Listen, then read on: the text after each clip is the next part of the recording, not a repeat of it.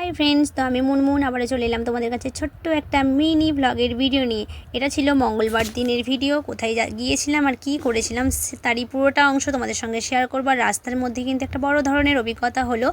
अवश्यई तोमरा पुरोटा देखे आर कथागुलो शुने जानिओ किन्तु आमी कथाटा ठीक बोललाम कि भुल बोललाम। तो देखो रेडी हये बेरिये पड़ेछि रास्तार मध्ये हेঁটে हेঁটে। আর আমরা যাচ্ছিলাম দুজনেই নদীর ধার থেকেই কিন্তু ভিডিওটা করা স্টার্ট করেছিলাম, কারণ তোমাদের সঙ্গে পুরোটাই শেয়ার করব বলে। আর এরকম ওয়েদার দেখতে বেশ ভালো লাগছিল। আকাশটা ছিল একদম রৌদ্র ঝলমলে। আর আমরা 58 গেটে এসে কিন্তু আমাদের কাগজপত্রগুলো একটু জেরক্স করে নেওয়ার ব্যাপার ছিল, কারণ আগে দিনে জেরক্সটা করা হয়নি বৃষ্টির কারণে।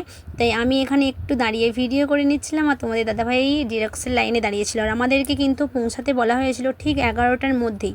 আমরা কিন্তু 11টার মধ্যে পৌঁছাতে পারিনি, আর অনেকটাই দেরি হয়ে গিয়েছিল। তার কারণটা হচ্ছে উলুবেড়িয়ার মধ্যে এতটাই বাম্পার করা হয়েছে যে কোনোভাবেই গাড়িতে স্পিড নেওয়া যাচ্ছে না, তাই আমাদের অনেকটাই দেরি হয়েছিল। তাই রাস্তার মধ্যে কিন্তু যেতে যেতে কয়েকটা ভিডিও বানিয়ে নিয়েছিলাম। আমার তো কাজ ওটাই। তো এত সুন্দর আকাশ ওয়েদার দেখে একটা ছোটোখাটো লং ড্রাইভ হয়ে গেল বলতে পারো। আর এই রৌদ্রের মধ্যে মাছের পচা গন্ধ ভিড় ঠেলে কিন্তু অবশেষে আমি পৌঁছে গিয়েছিলাম উলুবেড়িয়াতে। যেখানে এরকম নার্সারি দেখি সেখানেই আমাকে টানে। তো দেখো উলুবেড়িয়ার একটা গলির মধ্যে দিয়ে যাচ্ছে, আর এটা ছিল এমএলএর গাড়ি, দেখতেই পাচ্ছ। এত বড় গাড়িটাকে কিন্তু ভিড়ের মধ্যে একদম ঢুকিয়ে দিয়েছে। অফিস টাইম, এখানে কিন্তু এত বড় গাড়ি ঢোকানোর কথা নয়, তবুও এই গাড়িটার পেছন পেছন ভিড় ঠেলে আমাদেরকে অতি কষ্টে পৌঁছাতে হয়েছে। এরকম গাড়ি কিন্তু এখানে ঢোকানো সত্যিই কথা নয়। পাবলিকের সুবিধা অসুবিধা সত্যিই কিছু পাবে না, নিজেদের সুবিধাটাই এরা দেখে। তো অবশেষে এনার গাড়ির পেছনে কিন্তু আমাদেরকে এরকম অনেকটা টাইম নষ্ট করে কিন্তু আমরা হাই রোডে এসে পৌঁছেছি। তো উলুবেড়িয়াতে এসে খুবই বিরক্ত লাগছিল, কারণ অনেকটা লাইন দিয়ে আসতে হয়েছে, তো সেই জন্য। আর এই জায়গাটা তোমরা কারা কারা চেনো অবশ্যই কমেন্ট বক্সে জানিও। তো আমরা কিন্তু উলুবেড়িয়ার রাস্তা পার করে আমতার উদ্দেশ্যে রওনা হয়েই গেছি। আর রাস্তার ভিউটা দেখো, জাস্ট অসাধারণ। আর তোমাদের দাদাভাই বলছিল ওখানে গিয়ে কিন্তু বেশি ভিডিও করা যাবে না, তাই আমি কিন্তু ওখানে গিয়ে কিন্তু সেভাবে কোনো ভিডিও করতে পারিনি। দেখো আমরা আমাদের গন্তব্যস্থলে পৌঁছে গেছি। আর এখানে একটা ইন্টারভিউর ব্যাপার ছিল আমার বিশেষত্ব, তাই কিন্তু একটা ছোটোখাটো ইন্টারভিউ দিতে এসেছি। কিসের ইন্টারভিউ, কী কাজ সেটা এখন বলবো না। যদি কাজটা পাই তবেই কিন্তু তোমাদের সঙ্গে শেয়ার করবো, না হলে কিন্তু করবো না। আর একটু টেনশন ভয় হচ্ছিল, তাই জন্য একটু ভিডিও করে নিচ্ছিলাম, কিন্তু সেভাবে ভয়ের কিছু ব্যাপার ছিল না। আমার লাইফের ফার্স্ট ইন্টারভিউ এটা বলতে পারো। তো দেখো আমাদের ইন্টারভিউ শেষ হয়ে যাওয়ার পর কিন্তু আমরা বাইরে বেরিয়ে এসেছি।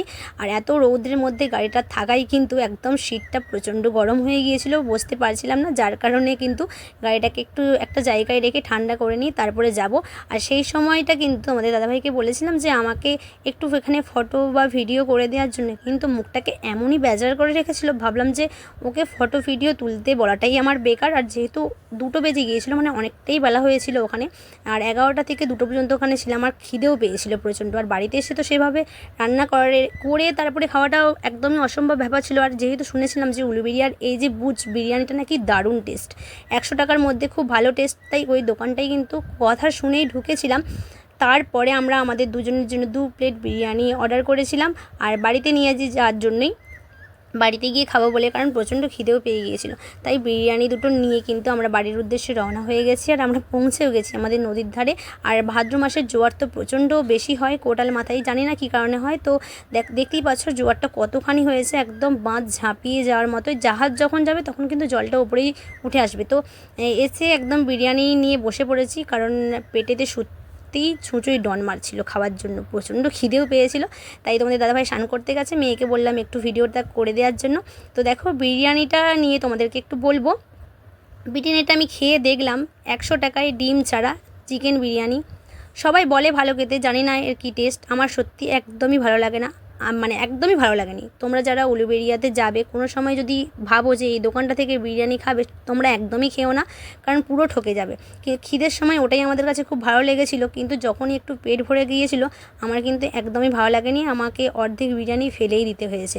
তাই আমি তোমাদের কাছে সাজেস্ট করবো তোমরা কখনোই আর ওই দোকান থেকে বিরিয়ানিটা খেও না। তো জানি না, তোমাদের সঙ্গে অনেকগুলো কথা শেয়ার করে নিলাম।